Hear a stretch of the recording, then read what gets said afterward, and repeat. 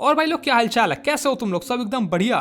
यार कभी कभी ना हम लाइफ के उस मोड़ पे पहुंच जाते हैं जहां हमें किसी दो चीज में से एक चीज को चुनना होता है और हम उस समय काफी ज्यादा कंफ्यूज हो जाते हैं, ये चुने या ये चुने, हमें कुछ समझ में नहीं आता है। तो आज की पोम इसी बात पर है। पोम का नाम है the road not taken by Robert Frost. Robert Frost यार मुझे काफी ज्यादा अच्छे पोएट लगते हैं क्योंकि वो ना यार एक बहुत ही मीनिंगफुल बातें करते हैं।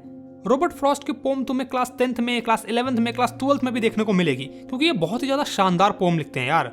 तो चलो पोम को पढ़ना शुरू करते हैं और देखते हैं कि रॉबर्ट फ्रॉस्ट की जिंदगी में जब वो मोड़ आया तो रॉबर्ट फ्रॉस्ट ने कौन सा रास्ता चुना। रॉबर्ट फ्रॉस्ट बता रहे हैं कि ऑटम का महीना था और वो जंगल में ट्रेवल कर रहे थे और तभी अचानक से उनके सामने दो रास्ते आ जाते हैं। एक रास्ता वो था जिस पर काफी सारे लोग चलते हैं और एक रास्ता वो था जिस पर काफी कम लोगों ने ट्रेवल किया होता है। उस जगह पर खड़े होकर रॉबर्ट फ्रॉस्ट कुछ देर के लिए सोचते हैं और कहते हैं अपने आप से कि यार मैं दोनों रास्ते पे तो नहीं चल सकता हूँ, किसी एक रास्ते को मुझे चुनना होगा। वो दोनों रास्ते को बहुत दूर तक देखते हैं, जहां तक वो रास्ता जा रहा है वहां तक उस रास्ते को देखते हैं। वो उस रास्ते को वहां तक देखते हैं जहां तक उनकी नजरें जा रही होती है क्योंकि आगे चलकर वो रास्ता मुड़ रहा होता है। कुछ प्लांट्स, कुछ झाड़ियां होगी जिसके कारण उन्हें वो आगे दिख नहीं रहा था।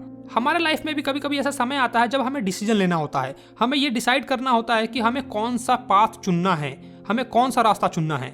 और उस समय हम भी उन दोनों रास्तों का डिसएडवांटेज और एडवांटेज निकालते हैं। हम देखते हैं कि अगर मैं इस रास्ते पे चलता हूं तो मुझे क्या क्या एडवांटेज हो सकते हैं, क्या क्या डिसएडवांटेज हो सकते हैं। फिर हम दूसरे के रास्ते के बारे में कंपेयर करते हैं कि इस रास्ते पे चलने से मुझे क्या फायदा होगा और इस रास्ते पे क्या नुकसान है मुझे।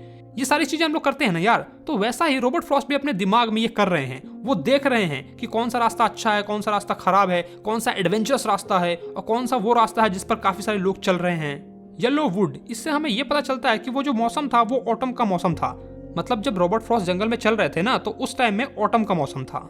आगे वो बताते हैं कि वो दूसरा रास्ता चुन लेते हैं क्योंकि उस समय पे वो रास्ता उन्हें फेयर लग रहा था। उस समय पे वो रास्ता उन्हें बहुत ही अच्छा लग रहा था क्योंकि वो रास्ता ग्रासी था। मतलब उस रास्ते पर काफी कम लोगों ने ट्रेवल किया होता है। तो वो सोचते हैं कि ये रास्ता बहुत ही एडवेंचरस होगा तो मुझे ये रास्ता चुनना चाहिए। वो एक डिसीजन लेते हैं। हम भी अपने लाइफ में डिसीजन लेते हैं। जब हम दोनों का एडवांटेज और डिसएडवांटेज निकाल लेते हैं तब हमें लगता है कि नहीं यार ये मेरे लिए बेटर है तो मुझे ये रास्ता चुनना चाहिए, मुझे इस रास्ते पे चलना चाहिए। वो दूसरा रास्ता चुन तो लेते हैं लेकिन वो अभी भी सेटिस्फाई नहीं थे अपने डिसीजन से। उनको लग रहा था कि हो सकता है कि यार दोनों रास्ता सेम हो और मैंने एक गलत रास्ता चुन लिया है।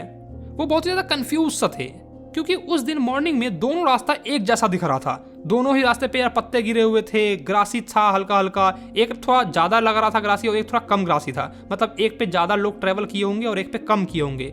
मतलब बहुत ही ज्यादा मुश्किल था उन दोनों रास्तों में से किसी एक रास्ते को चुनना।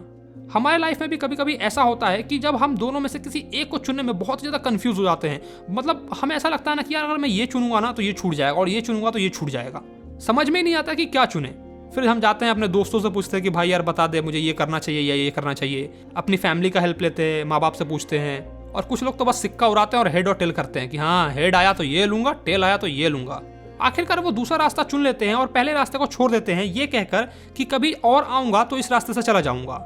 मतलब एक रास्ता चुन लिया और फिर कहते हैं ठीक है कभी आएंगे बाद में तो इस रास्ते से चलेंगे, अभी तो इस रास्ते से चलो।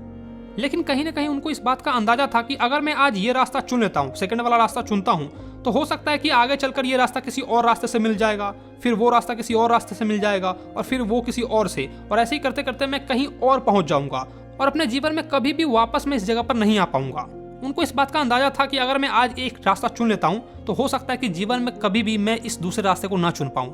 फिर वो बताते हैं कि हाँ ठीक है जो होगा देख लेंगे, आगे चलकर मैं एक लंबी सांस लूंगा और अपने बच्चों को बताऊंगा कि हाँ मैंने ये रास्ता चुना था और ये रास्ता चुनने से आज देखो मेरे जीवन में ये हो गया है। मतलब काफी समय बाद जब उनकी एज हो जाएगी तो वो अपने बच्चों को सुनाएंगे कि मेरे सामने दो रास्ते आए थे तो मैंने उसमें से एक रास्ता चुना जिस पर काफी कम लोगों ने ट्रेवल किया था और आज उसी कारण मैं इस जगह पर हूँ। जो भी हूँ मैं उस रास्ते को चुनने की वजह से हूँ।